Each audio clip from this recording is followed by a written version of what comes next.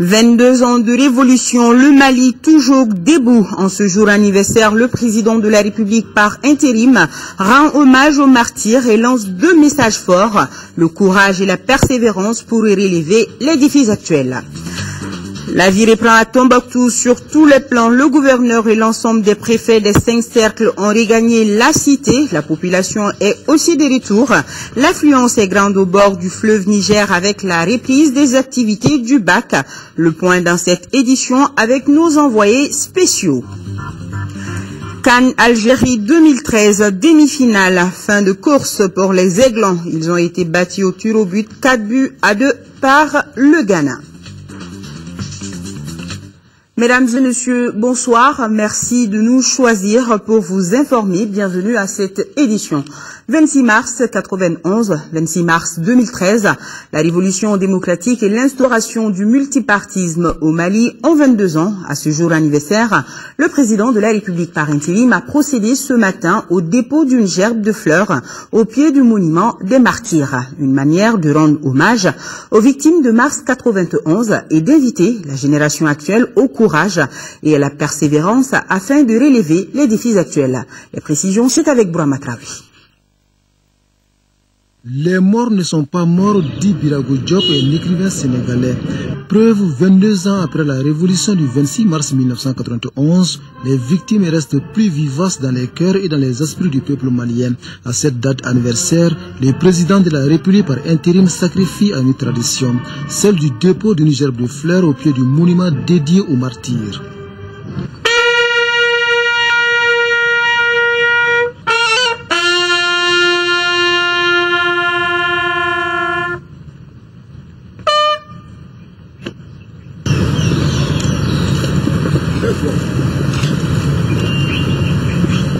Un devoir de souvenir et de reconnaissance à ceux qui se sont sacrifiés pour un Mali démocratique. À ces dignes fils du pays, le président Dioncounda Traoré a rendu un vibrant hommage. Malgré les hauts et les bas,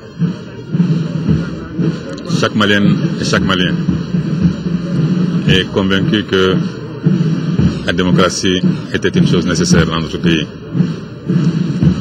Même ceux qui l'ont combattu à l'époque, aujourd'hui, sont convaincus que c'est cela qu'il nous fallait, que c'est cela qu'il fallait à un peuple tel que le Mali, digne et ayant des valeurs qui vont totalement avec celles de la démocratie. Je crois que se retrouver une fois par an devant ce monument des martyrs pour nous remémorer les durs combats qu'il a fallu mener pour en arriver là, pour nous rappeler qu'il y a des filles et des fils de ce pays qui sont morts pour cette démocratie. Il y en a qui ont perdu leur santé, il y en a qui ont perdu leurs biens, qui ont perdu leurs amis. Et je pense que le moins qu'on puisse faire pour eux, c'est de venir leur rendre hommage. Le 26 mars 2013 a un goût particulier. En effet, l'événement est célébré au moment où le Mali fait face à la dure crise de son histoire. Entendez par là la crise institutionnelle et sécuritaire. Pour le chef de l'État, les grands défis se posent au grand peuple et les Maliens doivent s'armer de courage pour réussir le pari. Justement, c'est ce 26 mars et la grande victoire que nous avons remportée alors qui nous donne du courage, qui nous dit que nous avons le devoir de mériter de ceux qui sont morts pour qu'aujourd'hui nous soyons là. Et je crois que c'est une source inépuisable de courage, de persévérance que le 26 mars. Le président de la République par intérim de quitter le monument des martyrs avec cette conviction forte, celle de célébrer le 23e anniversaire de la révolution de mars 91 dans un Mali uni, stable et plus démocratique. On vous l'annonçait hier, l'Organisation pour la mise en valeur du fleuve Sénégal, OMVS, a un nouveau commissaire, l'ancien Premier ministre guinéen Kabiné Komara, qui est secondé par le Malien Marima Tchadjara. La conférence des chefs d'État, quant à elle, sera dirigée par le président mauritanien Mohamed Ould Abdelaziz et le conseil des ministres de l'organisation par notre ministre de l'énergie et de l'eau, Makantunkara. Le point avec nos envoyés spéciaux, Souri Ibrahima Keita et Aboubakar Traoré. contenter tout le monde sans se brouiller avec personne. Le 15e sommet de l'OMVS aura été équilibriste jusqu'au bout. Preuve, un haut commissariat cédé à l'incontournable Guinée, fraîchement revenu dans l'espace. Un haut commissariat adjoint taillé sur mesure, pointure Marimancha Diarra du Mali. Et voilà renouveler l'instance exécutive comme l'exigeaient les partenaires financiers. Le ton était déjà donné à l'ouverture du sommet, qui se voulait aussi celui de la reconstitution de la famille originelle de l'OMVS, Guinée, Mali, Mauritanie, Sénégal. Et revoilà la Guinée au grand bonheur du président Alpha Condé. Comment pourrait-on imaginer l'OMVS en la Guinée, saut du fleuve Sénégal et de tant d'autres qui font de mon pays le château d'eau de l'Afrique de l'Ouest? L'instrument harmonieux de développement qu'est l'OMVS tient sa 15e conférence au moment où les défis l'envahissent de toutes parts, d'où le souhait de l'hôte du sommet, le président Mohamed Ould Abdel Aziz, de faire actionner simultanément tous les leviers de l'arsenal OMVS. La région sahélo-saharienne est aujourd'hui secouée par des défis sécuritaires, environnementaux et sociaux majeurs, exigeant de nos États une concertation permanente et une collaboration étroite pour prémunir nos populations contre les dangers du terrorisme, du trafic de drogue et du crime organisé. Condition sine qua non pour le président sénégalais Macky Sall afin que l'eau continue de fédérer sur l'espace organisationnel. Si l'eau, source de vie, a pu être ailleurs un facteur de tension et de conflit, il est heureux en ce qui nous concerne que nous ayons su faire par la solidarité et le partage un trait d'union fécond, un lien fédérateur, porteur de paix et de progrès. Le président Dioncounda Traoré, qui passait le témoin à son homologue mauritanien pour son mandat d'exercice, avait placé le 15e sommet sous le signe d'incontournables qualités dictées par l'air du temps. Équité, transparence et solidarité entre autres. À en croire le président sortant, avec le comeback de la Guinée, l'organisation dégagera désormais l'image d'une OMVS relookée, forte d'une nouvelle clé de répartition des charges et des bénéfices, uniquement basée sur l'équité et la transparence. Sans minimiser les acquis, la seule conclusion qui s'impose aujourd'hui à nous est qu'accélérer l'histoire est devenue une exigence sous-régionale, une exigence continentale, une exigence globale. Au rythme et aux conditions d'une mondialisation qui nous imposera le riz asiatique, le blé nord-américain et le sucre caraïbéen, tant que nous ne nous montrerons pas à la hauteur des défis à relever.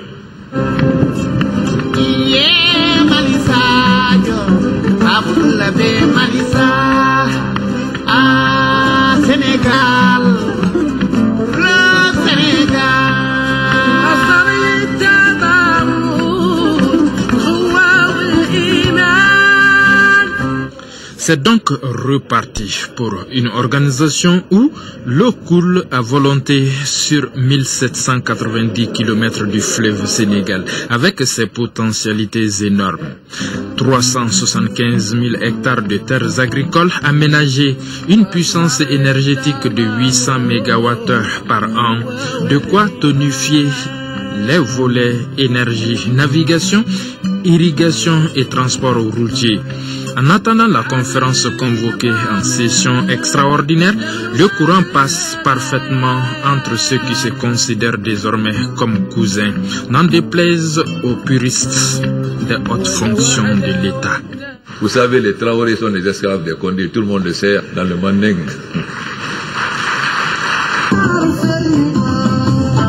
C'est sûr, le délicieux dîner de la veille, haut en couleur musicale, a contribué à adoucir les mœurs et donc des tensions prévisibles.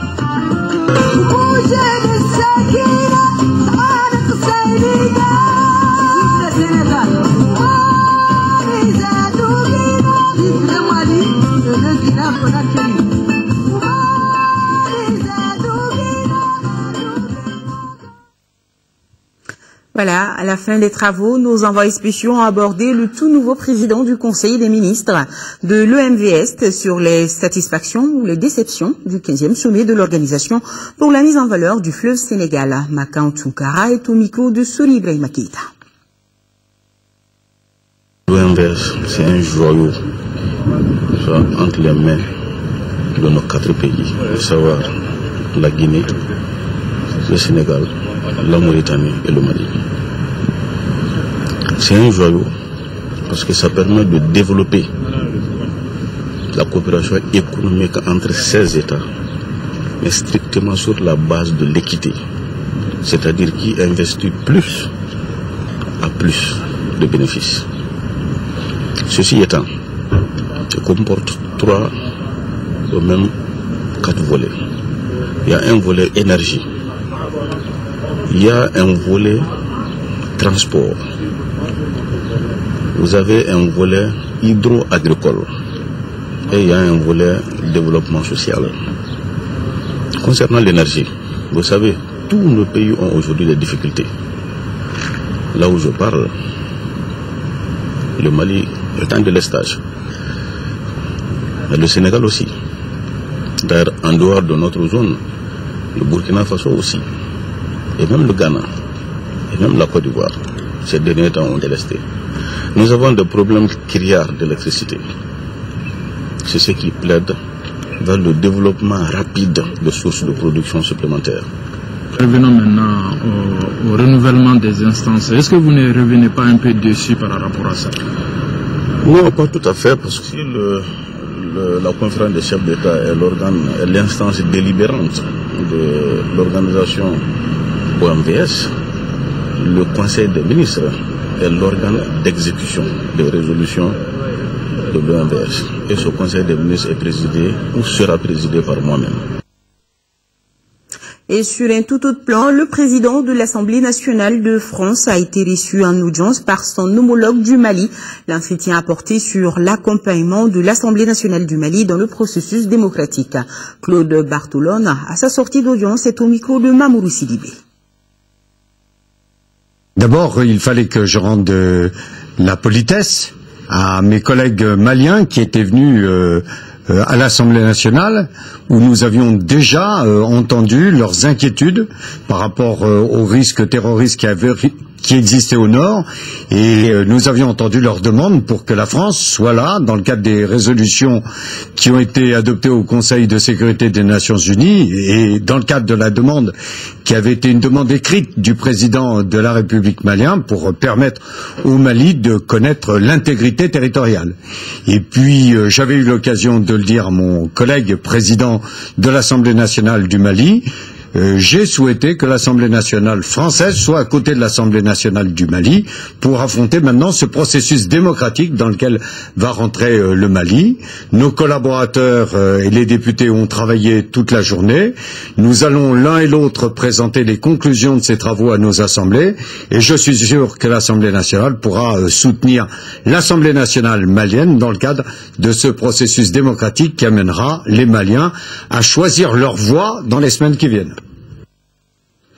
Et nous restons toujours avec Claude Bartolone qui a achevé hier sa visite au Mali par un point de presse. Il a notamment rencontré les autorités maliennes sur l'évolution de la situation dans le pays. Ibrahima Traoré, reportage. Le président de l'Assemblée nationale française rencontre la presse pour faire le point de sa visite au Mali. Claude Bartolone s'est d'abord rendu dans le nord du pays, notamment à Gao, pour apprécier le travail et le courage des soldats qui combattent les terroristes. C'était une occasion pour moi, comme nous l'avons fait ce matin avec monsieur l'ambassadeur, d'aller saluer les troupes françaises à Gao, les remercier pour le travail qu'elles ont eu l'occasion de faire, les remercier pour l'engagement et les pertes que nous avons connues pour permettre le maintien de l'entité Mali, quelles que soient les agressions dont ce pays a été victime de la part d'un certain nombre de djihadistes, de terroristes et de trafiquants de toutes sortes. Évoquant la situation politique, le numéro 1 du Parlement français estime qu'à la suite de l'intervention française au Mali, le pays doit rentrer maintenant dans une phase de réconciliation nationale.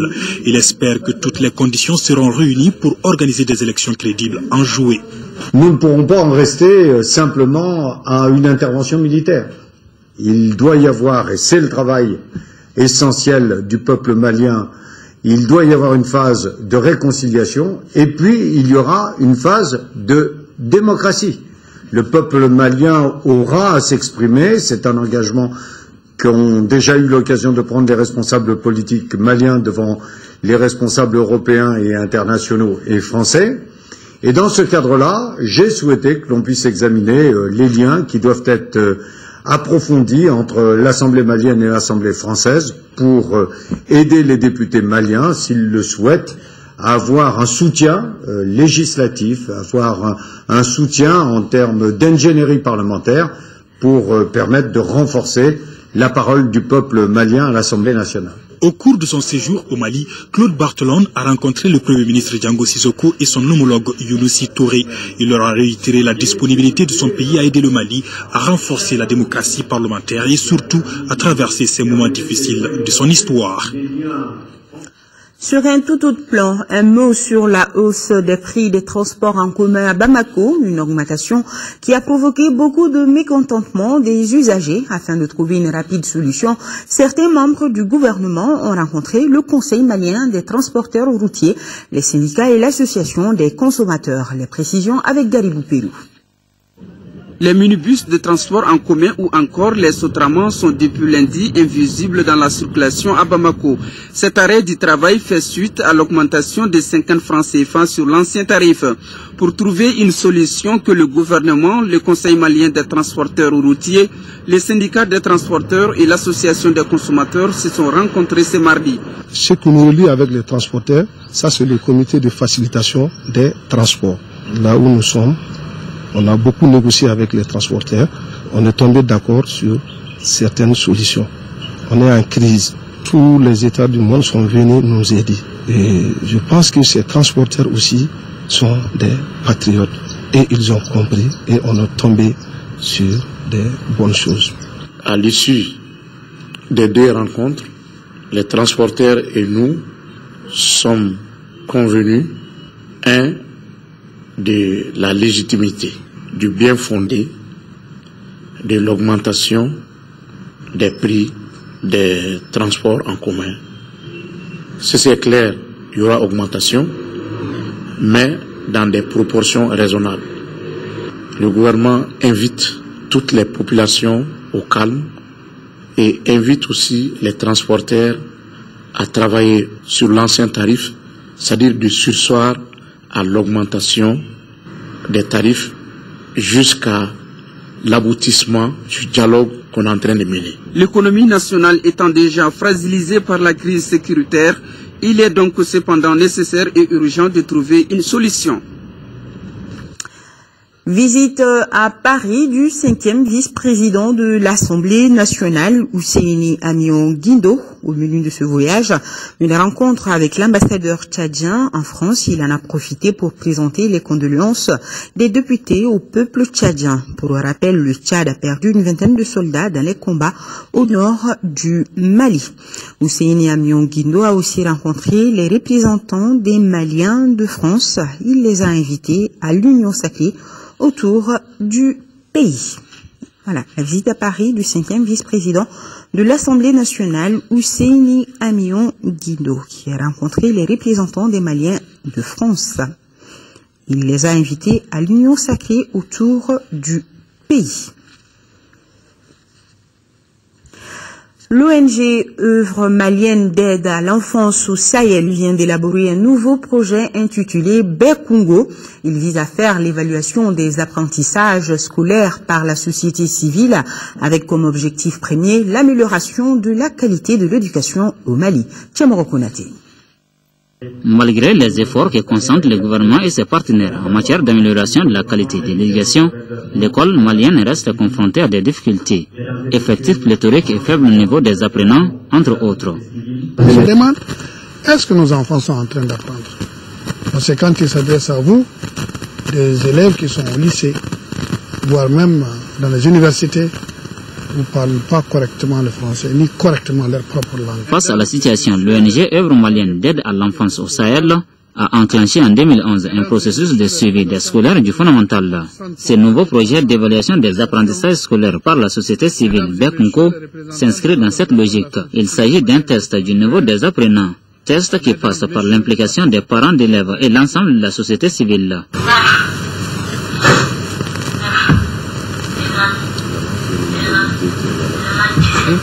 Nous avons fait des voyages d'études en Inde, au Pakistan, au Kenya, pour voir comment est-ce qu'ils se sont pris pour participer dans l'évaluation des apprentissages scolaires de leurs enfants. Et de là maintenant, nous sommes revenus pour produire nos propres outils dans toutes nos langues. Le projet a été accueilli avec enthousiasme par le gouvernement puisqu'il constitue un appui de taille au processus de réforme de l'éducation et à la culture de l'excellence tant prônée. La composante qualité constitue un des éléments fondamentaux des changements devant permettre pleinement l'atteinte de la scolarisation universelle dans notre pays. La recherche de facteurs susceptibles de conduire à des améliorations perceptibles chez les apprenants s'impose comme une priorité dans une situation de rareté des ressources. Le projet d'évaluation des apprentissages scolaires par la société civile BECNCO couvre l'ensemble du pays. Il est financé à hauteur de près d'1 milliard de francs CFA sur une période de 3 ans.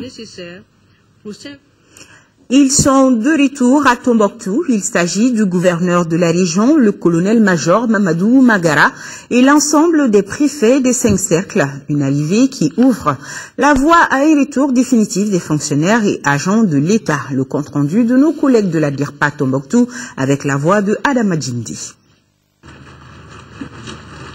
Bac de Koriomé, une vingtaine de véhicules de l'État à bord. Les administrateurs viennent de s'installer après 10 mois d'absence. De Raourous en passant par Tombouctou, Diré, Gundam et Niafunke, les préfets ou leurs adjoints ont rejoint leur poste. À l'accueil, le colonel Keba Sangaré et ses hommes. Salutations du jage, accolade, c'est la retrouvaille. L'arrivée du gouverneur et de ses collaborateurs ouvre ainsi la voie pour un retour définitif des autres services publics de l'État, des populations locales et des déplacés. Certains n'attendaient que ce jour.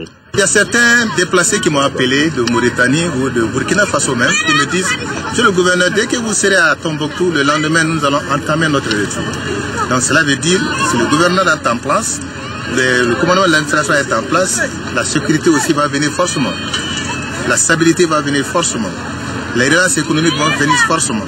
Donc c'est quelque chose de début d'un retour effectif de l'ensemble des couches socio-professionnelles et des opérateurs privés. C'est un signal pour lancer à ces populations déplacées de l'extérieur comme de l'intérieur que nous sommes ici, alors nous les accueillons et maintenant la paix revient, la stabilité va suivre et c'est sûr et certain que Tombouctou va redevenir comme elle était auparavant.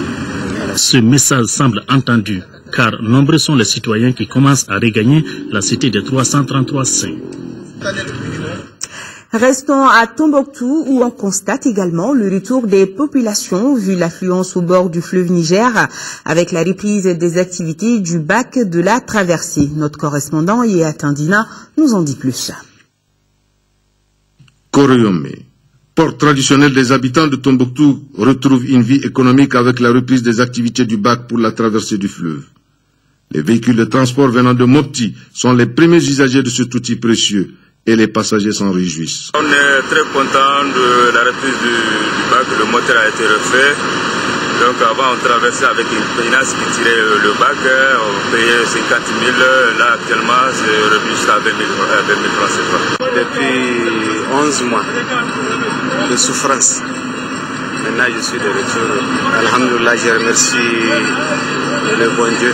Nous sommes les premières personnes qui sont rentrées dans le bac aujourd'hui. Vraiment, c'est un plaisir à nous tous. Certes, les activités reprennent avec quelques difficultés liées au carburant, mais les habitants de Tombouctou sont heureux de constater que que le gouvernement malien partage leurs préoccupations.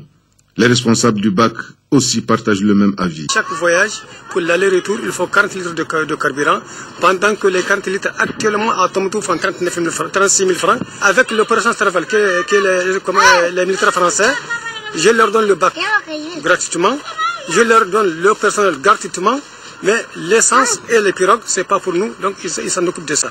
Avec ces moteurs offerts par le gouvernement du Mali, c'est la fin d'un cauchemar pour les transporteurs de Tombouctou et le début du retour des populations de la région qui ont fui les lieux pendant l'occupation. Visite du président de la CENI à Gao, occasion pour Mamadou Djamoutani de faire l'état des lieux des démembrements de la CENI. Nos envoyés spéciaux sont Daouda Sidiki Diarra et Massa Doumbia. Les démembrements de la CENI auront de quoi s'occuper, cela après un an de non-activité. L'annonce a été faite ce mercredi par le président de la Commission électorale nationale indépendante, CENI, qui a séjourné à Gao. C'est un président heureux qui a retrouvé sur place beaucoup de démembrements de la CENI. Donc il est important que la CENI vienne sur le terrain pour voir effectivement quel est l'état de lieu pour une reprise des activités sur le terrain. Naturellement, chaque structure doit jouer pleinement sa partition.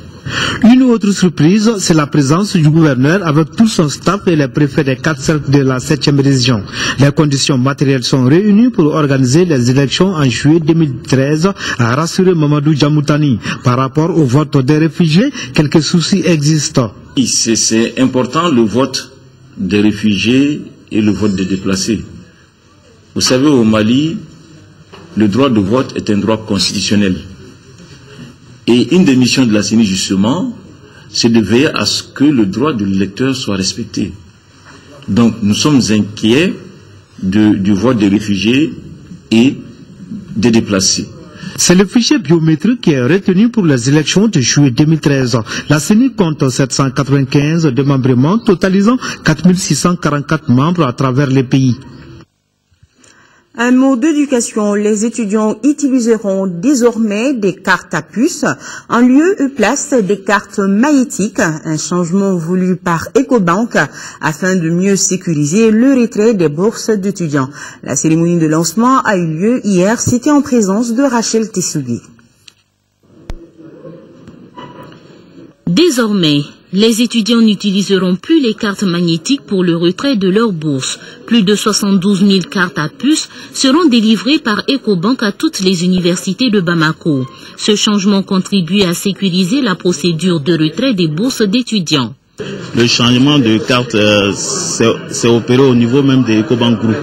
En fait, le groupe a estimé qu'il fallait passer à une norme plus sécurisée des cartes, qui est la carte à puce. Donc je présente, voilà ma carte. Donc cette carte-là est plus sécurisée que les cartes magnétiques. Donc cette opération va se dérouler à partir d'aujourd'hui et puis un peu plus sur le mois d'avril. On invite les étudiants à venir récupérer les cartes. La majorité des étudiants pensent que ce changement sera bénéfique pour eux. Ces cartes à puce sont vraiment efficaces et c'est un moyen vraiment pour sécuriser nos fonds au niveau de l'Ecobank. Parallèlement au changement de carte, le Centre national des œuvres universitaires a un projet. La mise en place d'un système informatique de gestion dont le but est de pouvoir constituer une base de données avec des données alphanumériques et des données biométriques. Ça veut dire que l'étudiant aura désormais dans nos fichiers sa photo et ses empreintes digitales. À moyen et long terme, ce système mettra à la disposition des décideurs des statistiques fiables qui permettront l'élaboration de prévisions et de programmation réalistes pour une gestion efficiente des œuvres universitaires. 10e et 11e session ordinaire du conseil d'administration de la Maison africaine de la photographie.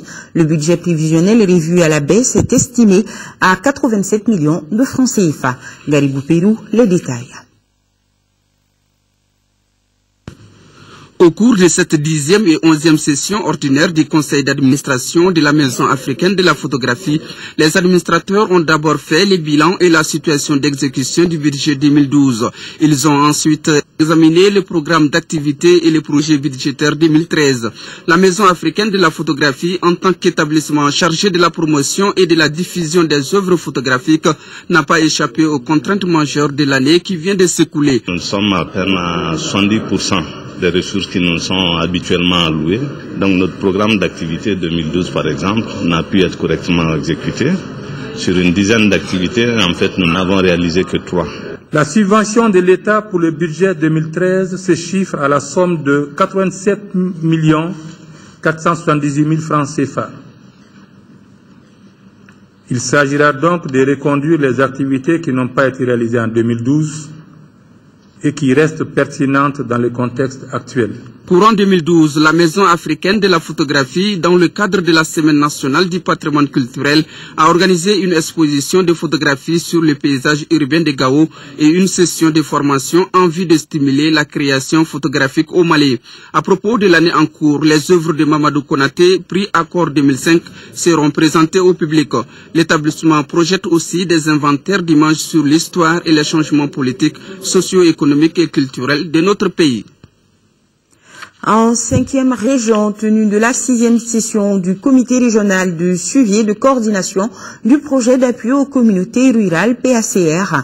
À l'ordre du jour, l'exécution du plan opérationnel 2012 et la présentation du plan opérationnel 2013. Mamar Ibrahim Touré, compte rendu. Les assises de cette 6e session du comité régional de suivi et de coordination du projet d'appui aux communautés rurales en région de Mopti porte sur l'état d'exécution du plan opérationnel 2012, la présentation du plan opérationnel 2013. Courant 2012, on est en globalité à 40% du taux d'exécution.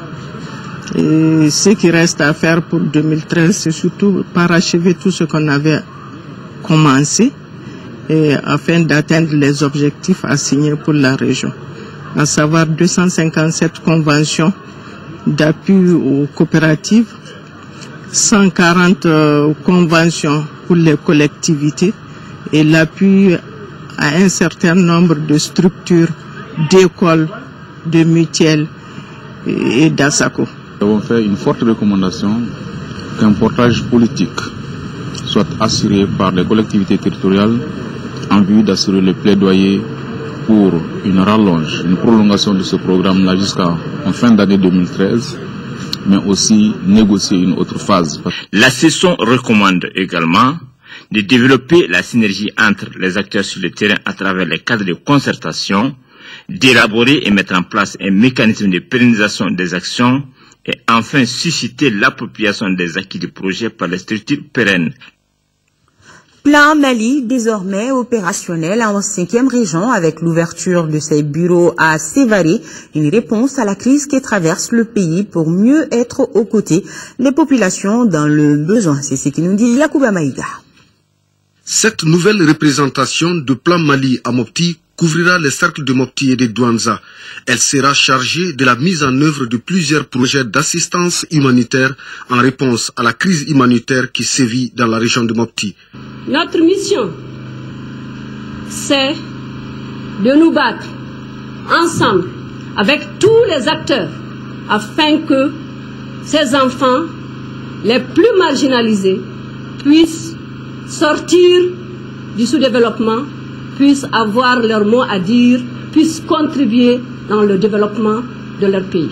Pour démarrer les activités, Plan Mali a diligenté un certain nombre d'enquêtes qui ont abouti à la conception rapide d'un projet d'éducation et de protection des enfants en situation d'urgence.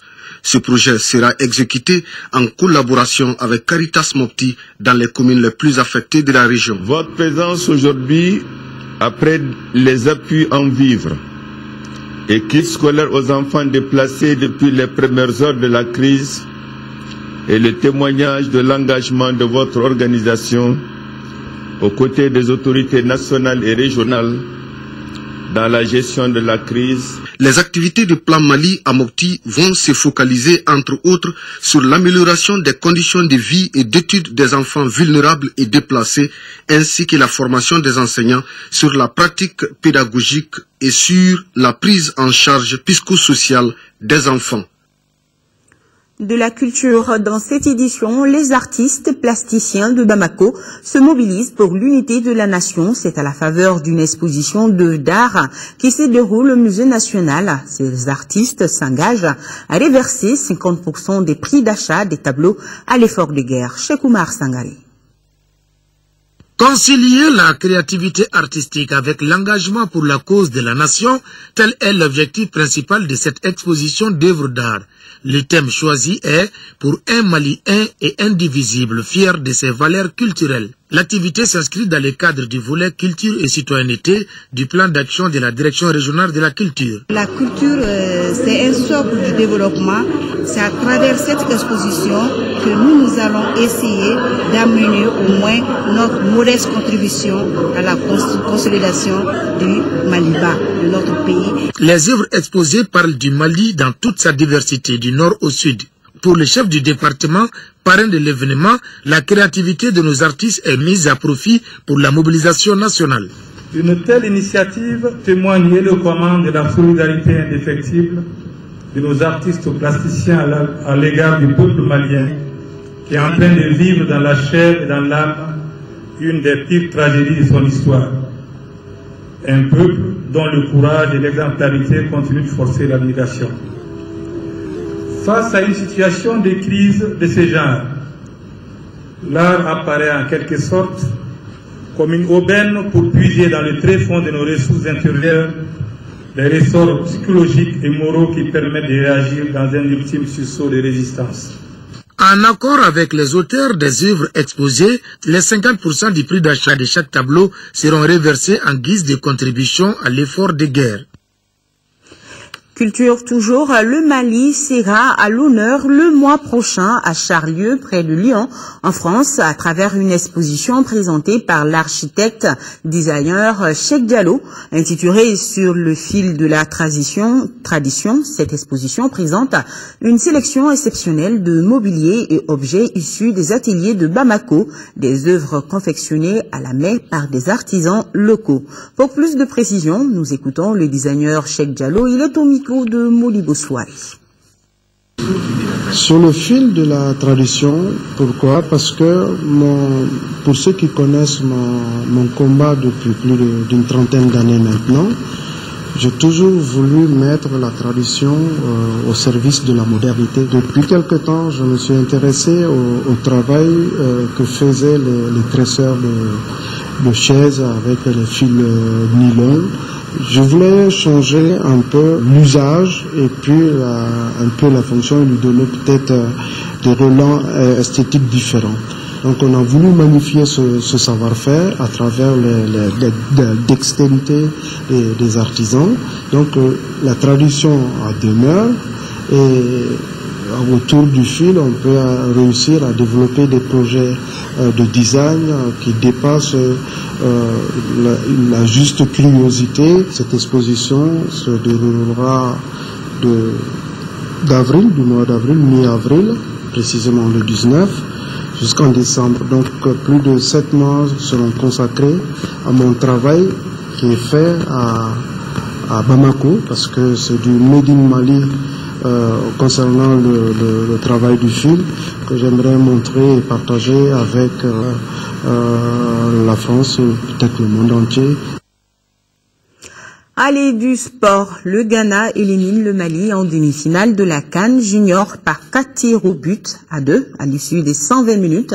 Les deux équipes étaient à égalité 0-0. Samedi, le Ghana affrontera l'Égypte en finale qui a battu le Nigeria 2-0. Le compte-rendu du match avec Al-Jumatina. Ce sont les juniors ghanéens qui se dressaient devant la route des Aiglons avec en ligne de mire la finale de la CAN Junior Algérie 2013. La rencontre, largement maîtrisée par les protégés de Moussa Keita Dougoutigui, a été finalement beaucoup plus longue que prévu. Maliens et Ghanéens ont dû aller au-delà du temps réglementaire pour s'occuper le ticket de la finale. Déjà pendant les 90 minutes, c'est les Aiglons qui ont outrageusement dominé la partie, avec à la clé de nombreuses occasions. Mais ni Adamanian et Samba Diallo n'ont pu marquer. Et que dire de ce bolide d'Aliou Traoré à la 78e minute, dont le poteau renvoie pendant que le portier ghanéen était archi battu. Il a fallu finalement la séance fatidique des tirs au but pour déterminer le finaliste, car aucun but n'est inscrit durant la prolongation. Les pénaltys seront ainsi fatales aux Aiglons qui perdent 4-2. Une fois de plus, le parcours des juniors maliens s'arrête en demi-finale. Ainsi, le Ghana affronte en finale l'Égypte qui a battu 2-0 le Nigeria dans l'autre demi-finale. Et nous sommes à la fin de ce journal. Avant de le boucler, je vous rappelle l'une des principales informations, le dépôt d'une gerbe de fleurs au pied du monument des martyrs. Une occasion pour le président de la République par intérim d'appeler les Maliens à plus de courage et de persévérance pour relever les défis actuels. Demain, 10h, 13h, à Aïssata Ibrahim Maïga. Grand merci à vous qui nous suivez de Libreville. C'est au Gabon. À demain, même heure, même plateau. Je vous souhaite une excellente nuit. Visitez également notre site web www.ortm.ml. Merci et bonsoir.